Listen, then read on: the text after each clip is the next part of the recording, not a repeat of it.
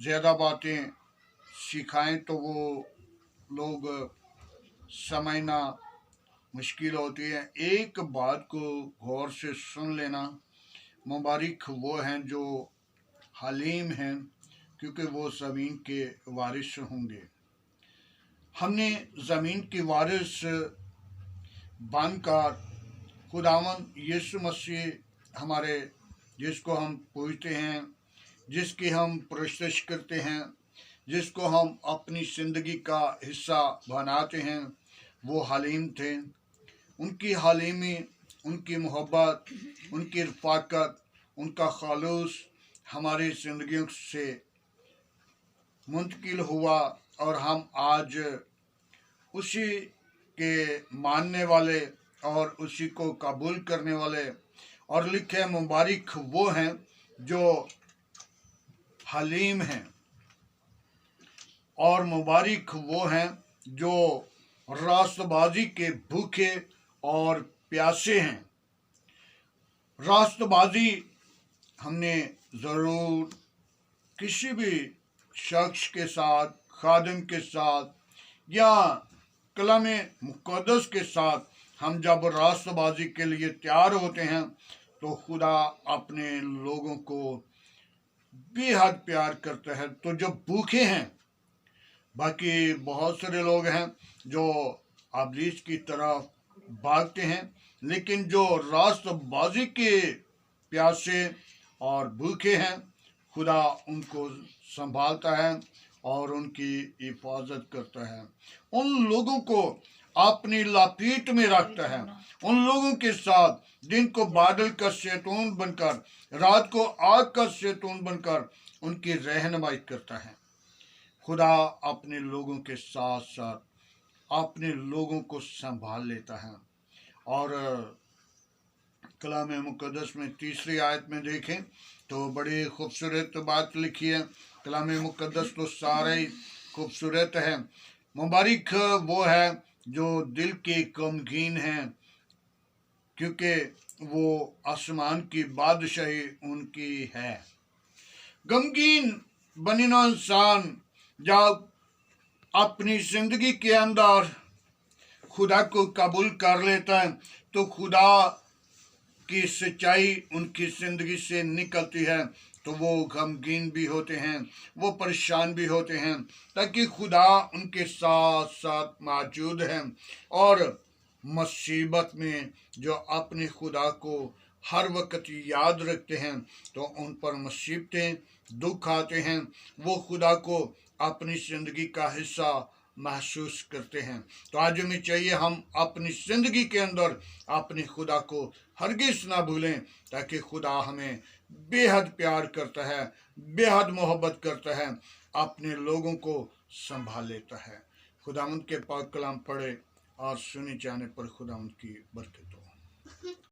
वो उस भीड़ को देखकर पहाड़ पर चढ़ गया और जब बैठ गया तो उसके शागिर्दों ने उसके पास आकर, और वो अपनी ज़बान खोलकर यूं तालीम देने लगा, मुबारक वो है जो दिल के गमगीन हैं, क्योंकि वो आसमान की बादशाही के उनकी है। मुबारक वो है जो हलीम हैं, क्योंकि वो तसल्ली पाएंगे। मुबारक वो हैं जो हलीम है, क्योंकि वो ज़मीन के वारिस होंगे। मुबारक वो हैं जो रास्तबाजी के भूखे और प्यासे हैं, क्योंकि वो आसूदा होंगे। खुदावंद के पाक कलाम पढ़े और सुन जाने पर खुदावंद की बरकतों में मुक़द्दस चंद आयत पर गौर करेंगे। मत्ती रसूल की मार्फत लिखी गई है अंजील, उसका 5 बाब, उसकी पहली आयत से चंद आयत पर गौर करते हैं। वो उस भीड़ को देखकर पहाड़ पर चढ़ गया और जब बैठ गया तो उसके शागिर्दों ने आकर उसे उसके पास आकर और वो अपनी ज़बान खोलकर यूं तालीम देने लगा, मुबारक वो है जो दिल के गमगीन हैं, क्योंकि वो आसमान की बादशाही के उनकी ही है। मुबारक वो है जो हलीम हैं, क्योंकि वो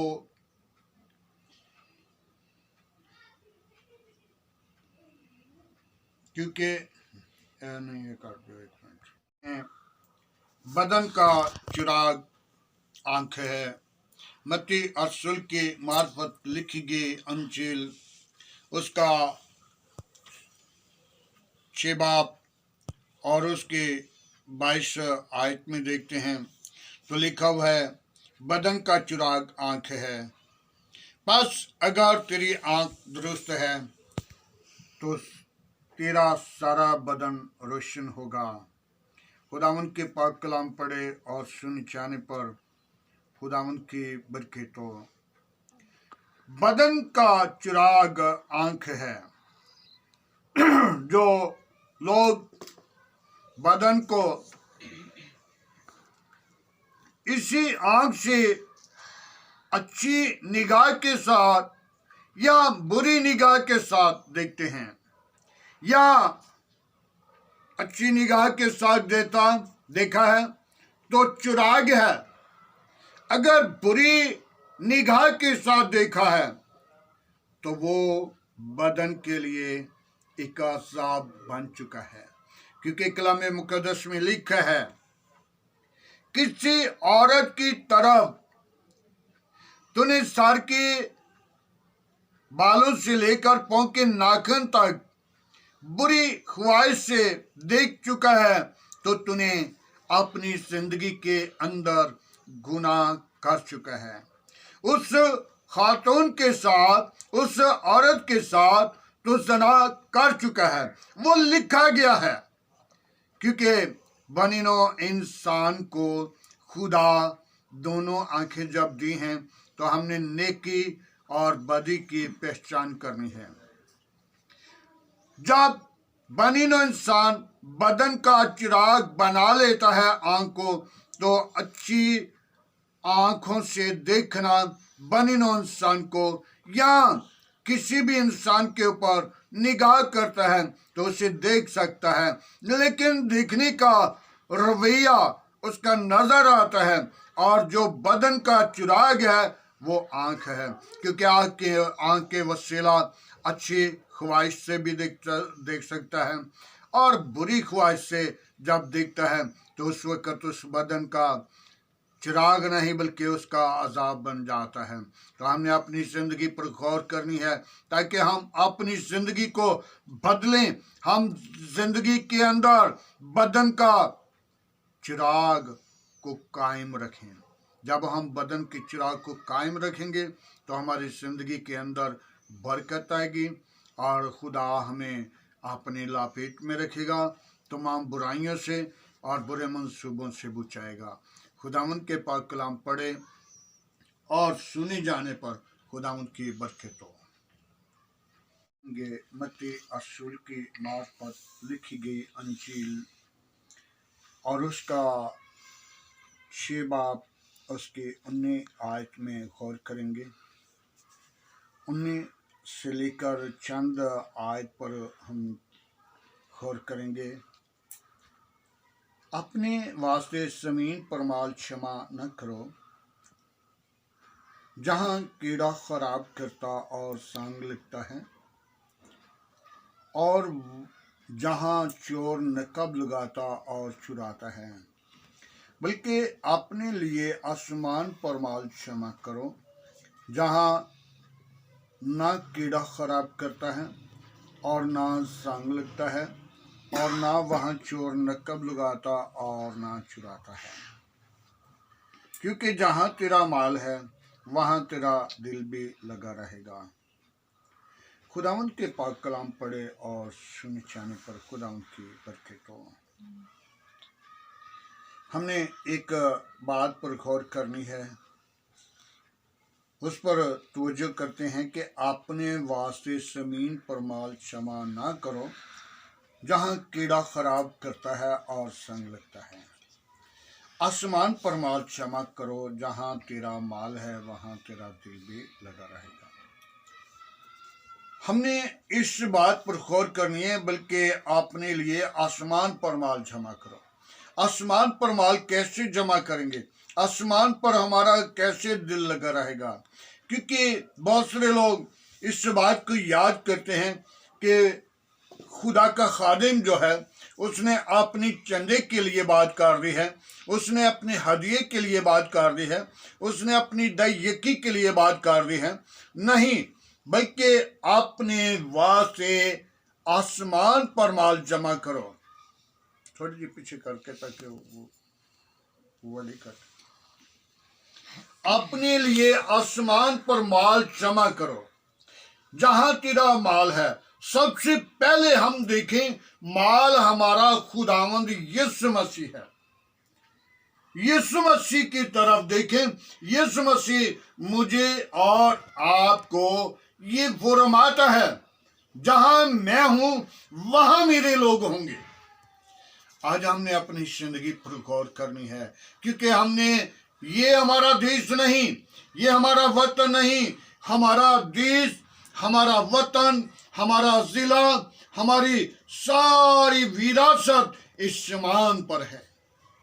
तो जब हम जमीन पर रहकर आसमान की तैयारी नहीं करेंगे तो फिर हमारा दिल आसमान पर नहीं लगेगा।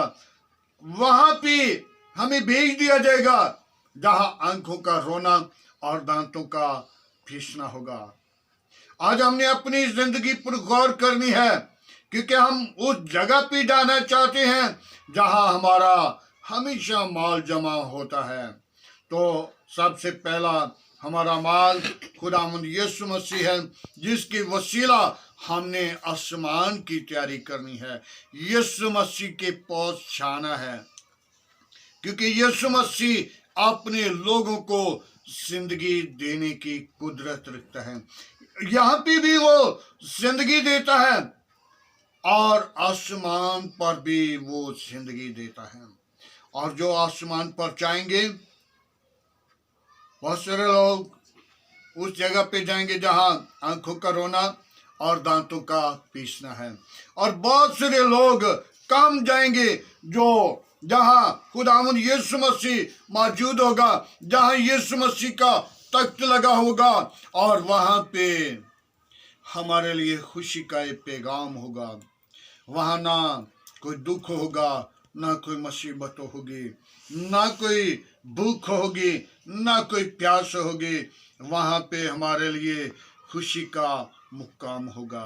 तो आज हमने उस खुशी के लिए अपनी जिंदगी को तैयार करना है, ताकि हमारी जिंदगी के अंदर मसीह यीशु आना चाहता है। हम अपना माल आसमान पे जमा करें, ये नहीं कि रुपया पैसा जमा करें, बल्कि अपनी माल को आसमान के लिए तैयार करें। जब हमारा ईमाल आसमान के लिए तैयार होगा तो हम आसमान की बादशाही में दाखिल होंगे। एक बहन जो गरीब थी, जो एक घर के अंदर नौकरी कर रही थी, उसके पास इतना वसाइल नहीं था। वो 300 रुपया लेती थी, लेकिन एक दिन उसकी मालकिन मर गई, और मालकिन जब मर गई तो उसको अच्छा में काम मिल गया, क्योंकि वो अपने लोगों को, गरीबों को, यतीमों को, बेवों को और जो प्यासे लोग थे उनको पानी पिलाना, जो भूखे लोग थे उनको खाना खिलाना, उसको अच्छा मुकाम मिल गया। और जब वो खातून जो गरीब थी, जब वो मरी तो उसके लिए एक खिड़का, जहाँ पे उसका घर आसमान पे था, और मकान जो था कच्ची दीवारें थी और वो बहती हुई, जिनके बारिश के साथ सारी खुरी हुई, और मकान उसका छत जो था वो कच्चा था, वो सारा चो रहा था। और एक दरवाजा खिड़का जो बहन ने 10 रुपये किसी मांगने वाले को या किसी यतीम को या किसी खादिम को दिए, तो उनका एक खिड़का लगा हुआ था। उस खिड़की के वसीला जब उसने जाकर कहा मेरे लिए यही मकान है, तो फरिश्तों ने कहा आपने 10 रुपये भेजे थे, ये दरवाजा ये खिड़का आया था, तो हमने वो लगा दिया है। आज हम अपना माल जो है आसमान पे भेज दें, ताकि हमारा माल जब आसमान पे होगा तो आसमान पे हमारा खुदावंद यीशु मसीह हमारे साथ मौजूद होगा। खुदावंद के पाक कलाम पढ़े और सुने जाने पर खुदावंद की बरकत।